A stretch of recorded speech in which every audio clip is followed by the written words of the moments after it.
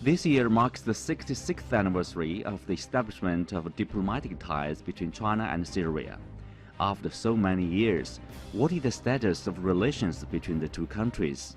What is the situation now after 11 years of the Syrian crisis?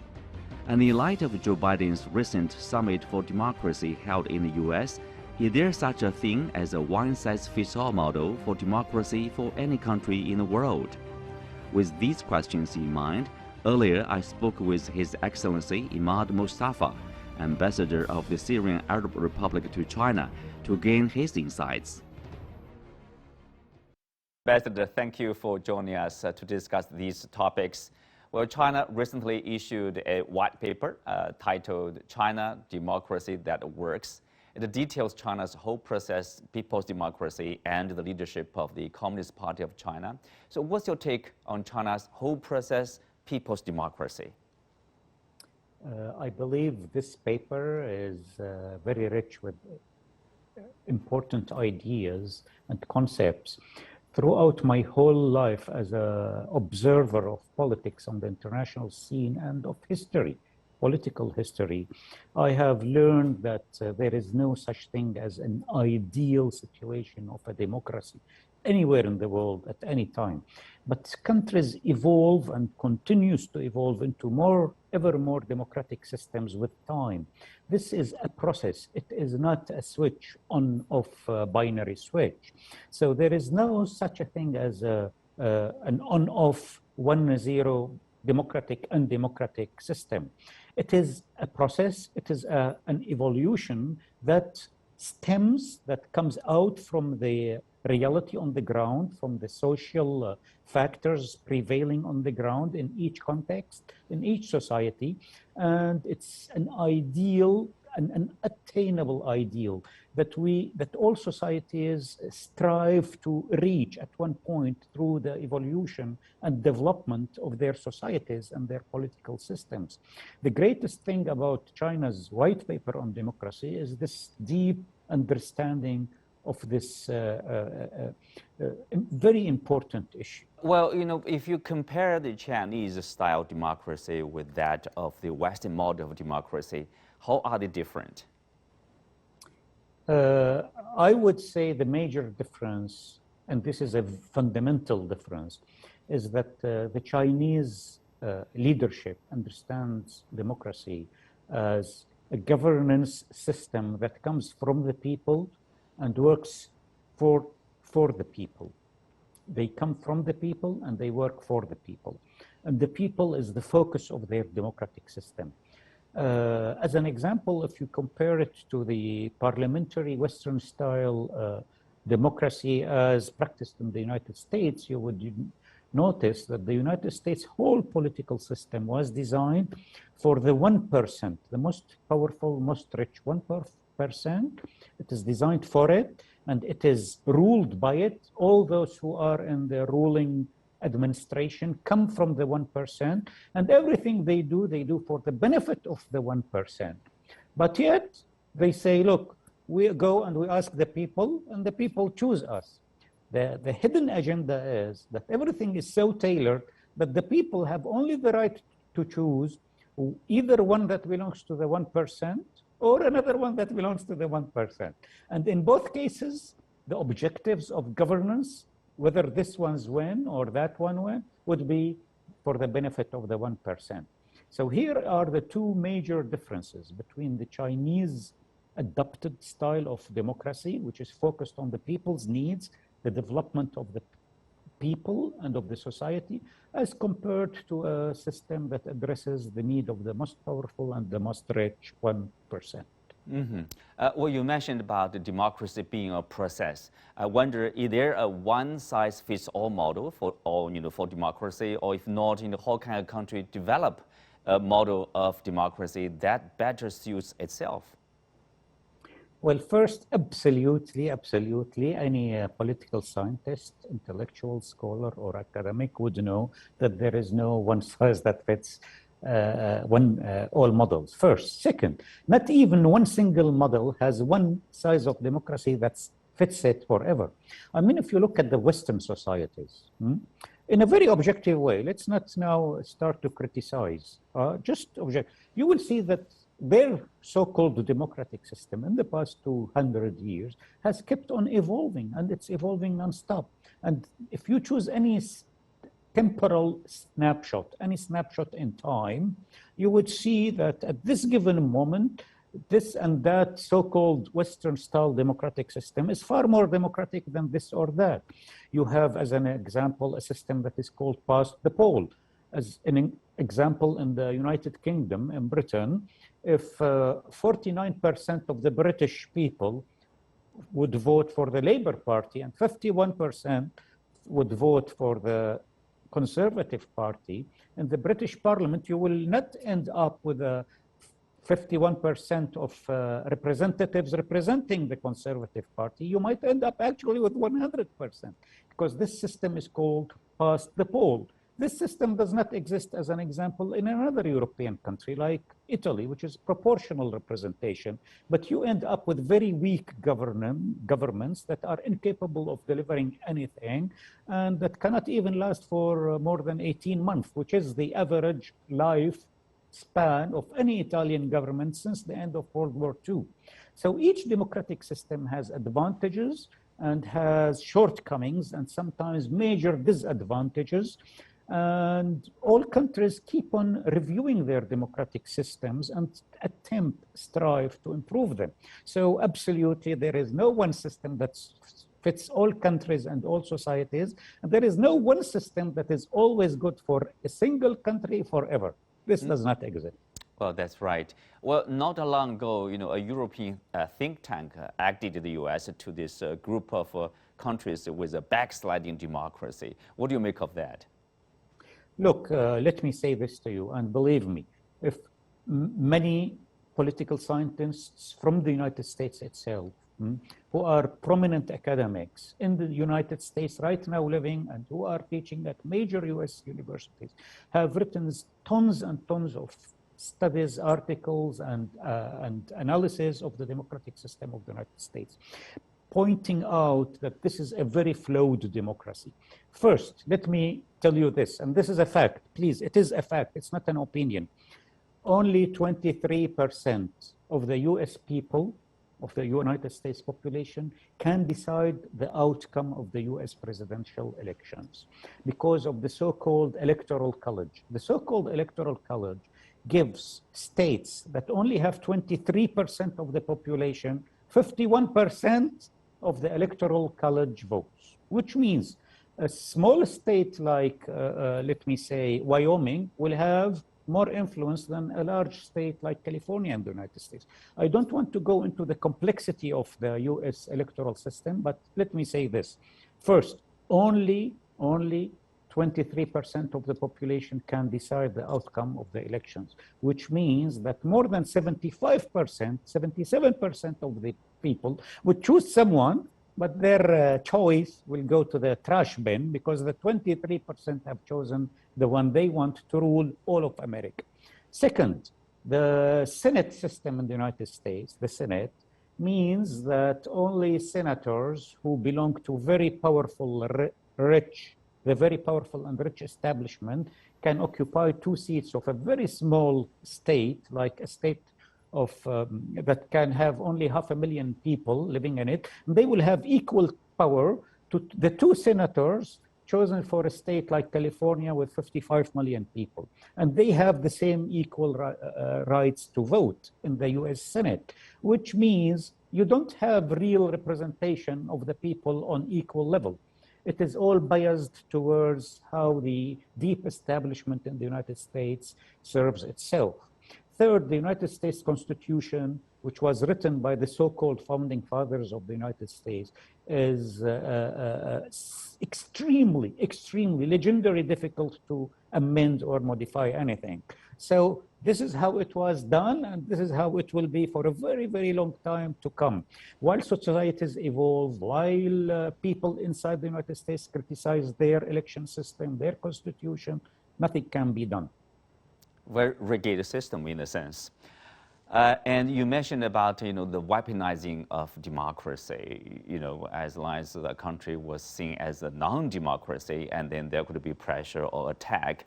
And related to that, we have been seeing attacks, accusations against China's Xinjiang, the forced labor, or the coating issue. What is the purpose? Some of the charges are basically laughable and out of touch with the reality. Why are they doing that? Look, sometimes you have to feel pity for the United States. I mean it in a sarcastic way, not in a serious way. Please, if you go back to the history of the United States was established by the so-called founding fathers based on an unprecedented historic genocide against the native people. They came to a land that they do not own, and they killed hundreds of thousands of native people, and they stole their lands. Second, once they established themselves, they went to Africa and forcibly enslaved hundreds of thousands of free, dignified human beings, brought them in chains to the United States to work as slaves there in the cotton plantations and in other oil and gold mines and fields, so that they can enrich themselves based on the toil of those slaves. Third, and this is so important, the United States has established itself and has sustained itself throughout its history without a single interruption by launching one single war against one country, followed by another war against another country, one conflict. This is how it thrives. This is how the military, industrial oligarchs of the United States rule the United States. I can go into the history of the United States in more detail, but I don't think we have the time now to discuss this. President Eisenhower, in his farewell speech to the nation, warned his nation against that. What is happening in America is that the military-industrial complex that is actually ruling the United States keeps on pushing the United States from one conflict to another, so that they can sustain this level of tension, so that the United States will use the tax-paying money to buy weapons, very advanced weapons, and to launch wars everywhere in the world, instead of taking care of the debilitated infrastructure in the United States, the poverty that you can see across the United States, the non-existence of a national health system, and hundreds of other very profound, very serious social problems in the United States, the richest country on earth that spends most of its money launching wars against the others. Mm-hmm. So is Xinjiang somehow part of that scheme? Well, Xinjiang is one block in this political domino of the United States. First, the United States cannot tolerate any country that dares to say to it, I want, based on equal interest and equal benefit, I want a respectful, dignified relation with them. The United States only accepts a relation in which it plays the hegemon role. First. Second, China, let me be very clear about this, is a very serious, profound problem for the United States, not only for economic reasons. There is another problem, a political problem. For ages, the United States was claiming that the only political system that works in the world and that is successful is a political system based on that which is used and followed in the United States. And here comes China and adopts another political system based on socialism with Chinese characteristics for the new era. And this completely different political system is considered by all spectators and observers as one of the most successful political systems in the world, and maybe in history, because what China has achieved in the past 70 years has been unparalleled in the history of mankind. And suddenly, the United States is in a very embarrassing position, a very embarrassing situation. Here comes an alternative political model that says, who said that you have monopoly on truth and wisdom? Who said that you know how to be a successful country? Here we are, a very successful country with a completely, totally different political system. And other countries now have other choices They don't have only one system, one model to follow. They can choose between the model, or maybe they can adapt from other models. China, by being successful, has undermined the whole political philosophy of the United States. This is so profound and so important. But you add to this the spectacular economic success of China, the spectacular prestige that China is gaining across the world, and you can imagine how frustrated and how angry the United States is with the concept of a successful China. Put this in context with the history of warmongering of the United States, and you will see that eventually the United States is obliged, this is why I have some pity towards the United States, is obliged by its genes to create a conflict with China.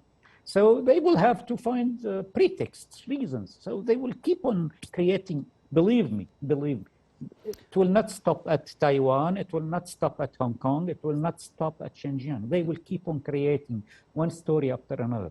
They have done this to my country. They have done this to Iraq. They have done this to Cuba. They have done this time and again across the world. And now they are targeting you. Luckily, fortunately, China is a powerful, solid, strong, successful country. And the United States will not be able to arm twist China into submission and into following the dictates from Washington, D.C. You mentioned the success of China over the past decades. Of course, that has a lot to do with, the CPC being the party running the country. How do you view the world's largest governing party and its achievement over the past years?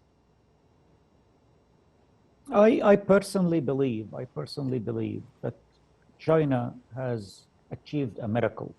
I mean, look, the United States of America today is a very rich, advanced country, but it took it 250 years to attain this level. China, under the leadership of the Communist Party, has achieved this in a considerably shorter time. But it's not only the output, I mean, the measure of the GDP or the industrial manufacturing output or the wealth of the nation. You have to go from the macroscopic view to the microscopic view. Today, if you go to any major United States city, Washington, D.C., New York, Chicago, Los Angeles, just go and walk downtown, they call it. I mean, the center of the city. And you will see unbelievable misery, homeless people, beggars, whole areas where only drug lords rule and where crime is prevalent. Of course, the rich people live in separated suburbs. And the United States government, the richest country in the world, doesn't care at all for the fate of the poor people there and for the poverty levels there. It's not their business. They only care about how to give more and more tax exemptions to the powerful and the rich, so that they can become richer and richer. Come to China, forget all the great successes in the output. I mean, and if you look from the external, look at the input, look at how China has worked so hard in every city, every province, every village to improve the lot of the ordinary citizen in China. I'm very proud to say that today I can go to any city in China, any city, Hefei, Jingdezhen, wherever I go. I feel safe walking in any street. There are no crime levels. It is safe. There are no beggars, no homeless people, no abject poverty, the sort that you can see in other major democracies of very rich nations. This is the greatest achievement of China, that from the macro level, it has achieved spectacular results, but on the micro level, it has taken care of every single Chinese citizen. This is, as far as I am concerned, the true democracy. Yes, from China to China's policy toward other countries, one of them is BRI, Belt and Road Initiative. How do you see its development over the past years, and how do you see, BRI in particular, the relationship with your country? I see the Belt and Road Initiative in very simple terms. China is becoming ever affluent and ever advanced. And China believes that this good that is happening in it cannot exist in isolation of the rest of the world. It believes that if the neighbors of China, and even if the further countries far away from China are also becoming richer and more advanced, this will be beneficial for both parties. So China believes that if it helps the others, this will also reflect on China positive. It will help them. China will help the other countries to develop. If the rest of the world is rich, they will buy more and more from China. So when China is helping the others to become more and more advanced, it's also helping its own people. This is a comprehensive philosophy. It is a philosophy based on understanding that human community must have a shared future. And this philosophy is the underpinning of the Belt and Road Initiative. In the Belt and Road Initiative, China is helping other nations, like my own country, to evolve and develop. And China believes that when Syria becomes more and more rich and developed, Syria will do more and more business with China. And then China will also benefit. And when China benefits, it will help more and more Syria. It's a mutually beneficial equation for both parties. That is really a reflection of the wisdom of the leadership in China. I must say of the core leader, President Xi Jinping, but also it reflects the political ethics of socialism. And this is the difference, the core difference between socialism and capitalism. In capitalism, if you are rich, do whatever you can do to become richer. If he is poor, well, he is poor. What can we do for him? Right. That's the major difference. The win-win relationship. Speak of that, this year, as we said, marks this 66th anniversary of this diplomatic relationship between China and Syria. How do you describe the current status between the two countries? I can say that the relations are far beyond warm. They are very, very solid, strong relations. China has stood with Syria in its very difficult moment in history, and China has proved that a friend in need is a friend indeed. And we in Syria, we will never, never forget that in our most difficult moment, China stood with us. We are ever grateful. And we are keen on advancing and furthering the relations, bilateral relations between Syria and China in a continuous way. We want them to attain unprecedentedly high levels. Ambassador, how is the situation now in Syria? Actually, let me start with the situation in Syria. Fortunately, today, the majority of the Syrian cities and majority of Syrian population are living in peace and order. The economic cycle has resumed. Life is normal for the Syrian people across almost all the Syrian cities. And we are mostly focused now on rebuilding our economy because the economy was hit very hard by the terrorist groups that were supported financially, politically, diplomatically, and militarily by the United States of America and their Western allies, but also because because following the cessation of the hostilities, the United States has imposed very harsh sanctions on the Syrian people, targeting the weakest strata of the social society in Syria, of the Syrian society. So the poorest people in Syria, the weakest, are targeted now by the most powerful and rich country in the world, the United States of America. This talks to you a lot about the human values and the democracy of the United States. Today also, I need to say this to everybody, the United States is occupying the oil fields in Syria. US military are inside Syria today around our oil fields, and every couple of weeks they smuggle, but under the light, I mean, tens and tens of big oil tanks from Syria to outside Syria, stolen oil from a poor country like Syria by the richest country in the world, and yet they lecture the rest of the world about human values and democracy and world order. This is daylight piracy and robbery practiced today by the United States of America in Syria. Our oil fields and gas fields today are occupied by the United States of America, and this is rarely mentioned across the world. Right. I also want you to comment, what's upcoming. That's Beijing 2022 Winter Olympics. What's your expectation, and how do you view some countries, who said that they wouldn't send government officials to attend the event? First, let me say about the second half of your question. I think it's political jealousy, and it's very cheap, low-level politicizing of the games. They just want to attack China, criticize China, do whatever to tarnish the image of China. But China, by merely being successful, is making their life so difficult. I mean, China is not doing anything bad to them, but they cannot accept the fact that this country that does not follow our political model is so successful.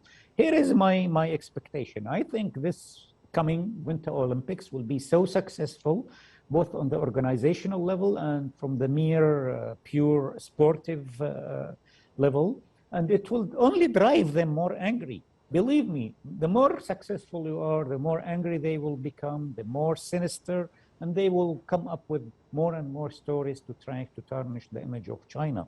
But the only reaction from China towards this attempt by them should be that China would continue to become ever more advanced, ever more successful, and ever more powerful. This is not only good for China, by the way. You please understand this. All small countries in the world are so happy for China's progress, because a unipolar world dominated by the United States of America has caused us incredible suffering.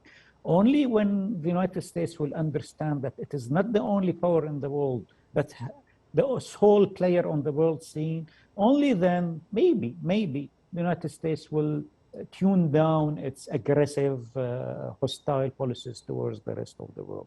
So every success achieved by China is looked upon by the rest of the countries in the world as a success for the world order. And this is why I'm so happy that China is doing what it is doing right now and moving forward in a continuous, non-stop way. Well, thank you, Ambassador. That's all the time we have for this edition of Dialogue. I'm Xu Qinduo. Thanks for being with us. See you next time.